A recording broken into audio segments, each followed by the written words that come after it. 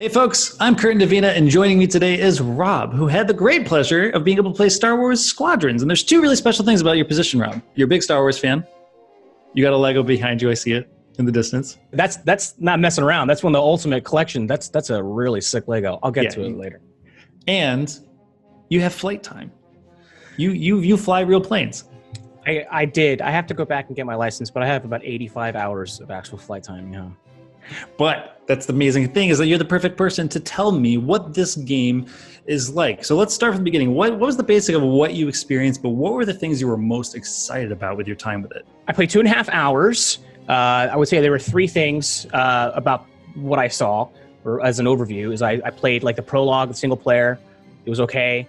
I played dogfighting, your basic 5v5 mode, standard for a combat flight sim. And then I played their kind of renowned original fleet battle mode, which is essentially like destroy the other team's flagship with like lines of tug and pull with like a defensive line, you know what I mean? Like take out their cruisers, then you get closer to the enemy flagship.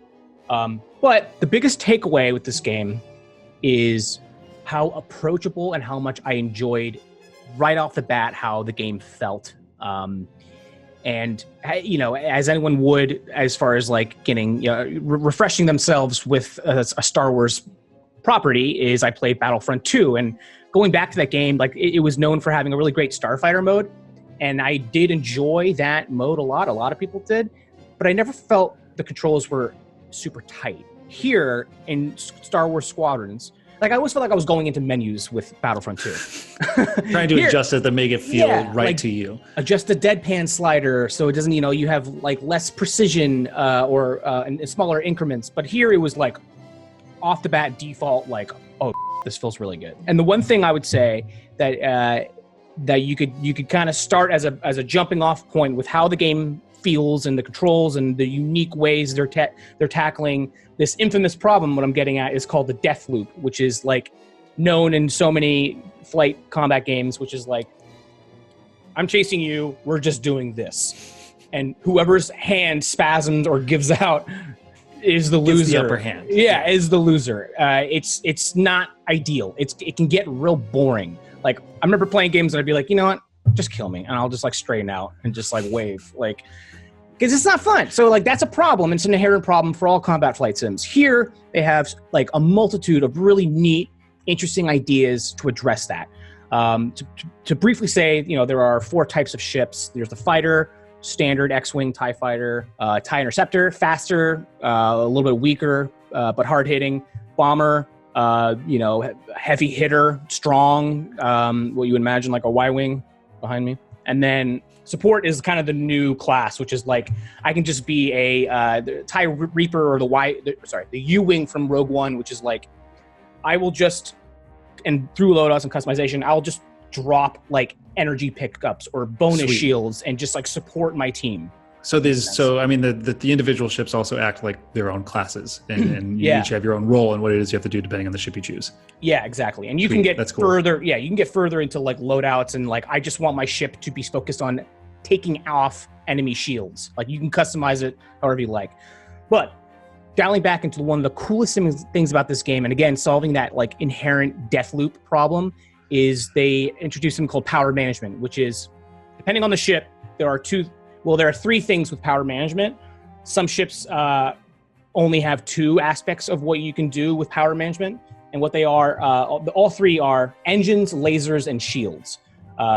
Engines and lasers are the 2 inherent ones that I'll talk about, which are, in a situation, given my scenario, I can send all of my energy and power into just my lasers. Say I'm like, you know what, I'm in this situation where I just want to lay and hammer on a star cruiser. I don't need my shields. I don't need my engines at this moment in time. So I'm shifting everything to make my weapons beefier, which is fun, and it's all on the D-pad, at least for the controller. Or say I'm getting chased by you, and you're on my 6. I want to get rid of you. I don't need my guns at this moment of time, so I'm just going to quickly shift everything to my engines and just have then the ability to click on the right stick for an afterburner and jet out of a situation. Certain ships, like the Y-Wing. Yeah, bring it. I need to see. No, you should definitely get it. Come on. There it is. Dude, look at this. It's so sick. Isn't that dope? That is so dope. Anyways, the Y-Wing has also the third option, which is shields, right? So say a scenario you could say is like, I'm coming in. I'm laying fire to a Star Destroyer. Now I have my exit strategy. I don't need my weapons, but I'm getting hammered by like a volley of lasers. I'm going to put everything, my power, into my shields now as I get out of there. Now, there's one other thing which is crazy, and again, this is the level of depth, and it raises the skill ceiling in such a great way where you had ownership. I never felt at any point it was like, that's cheap. I just spawned and died. I feel like that happened a lot to me in Battlefront 2. Here, everything felt on me. It was my fault for not using my power management successfully or correctly. The shields, with a Y-Wing, for example, is you could divert as a secondary thing with shields all of your shield power or energy into the front, because I'm attacking a Star Destroyer. I know it's going to be like laying fire on me. That's really cool. So you could like shift it all in front of you, and now I'm on my exit, and I can shift it all to my rear, my behind as I'm leaving, or just overall you can divert your shields just like across the board. So there's a sense. I mean, you've said depth plenty of times, but it feels like there's many tools in your arsenal to adapt to many different situations and many different fights using different ships, which in of itself feels like something we haven't quite seen in a Star Wars game, let alone a flight simulator like this. So that's awesome. It just kind of changes it up. Like you could expect this game to have been just like, hey, it's just a dogfighting mode. Again, you could see it being delivered as just a basic one-off from Battlefront 2, which kind of is it's a $40 game. It maybe on face value it appears like it's just siphoning off a certain aspect of Battlefront, but this is like completely well thought out and feels really awesome. Did you get to do was VR available for the impressions? No. Okay.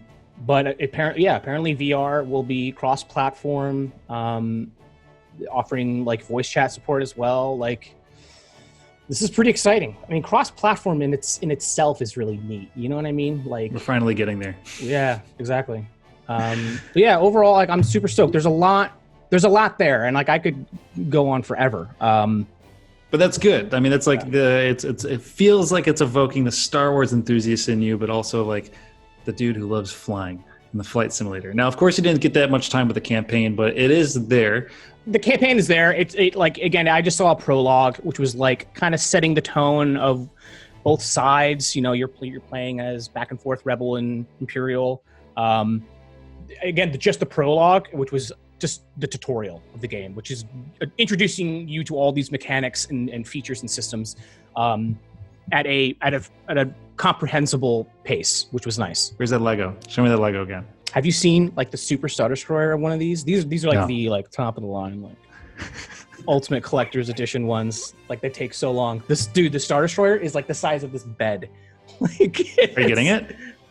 I don't know if I have $600 or whatever it is.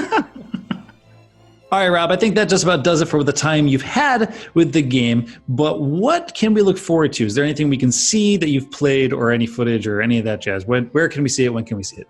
Yeah, there's some gameplay up already. It's me in a dogfighting mode, kicking ass. I got like 10 kills. It was pretty sick. So you can look forward to that if you want to see more just straight gameplay. The other thing I would say is I'm really reserved with how much I would like to talk about more for the sake of keeping this concise and direct. So that being said, if you have any questions, drop them in the comments below, and I will definitely answer them and scour through what you guys have. Any questions, let me hear them. I'm happy to answer. Sweet. All right. Thanks, everyone, for watching. Again, I'm Kurt. That's Rob. Thanks for being here. Hope you're excited or whatever. I don't know. Be well. All right. Till next time. See you later.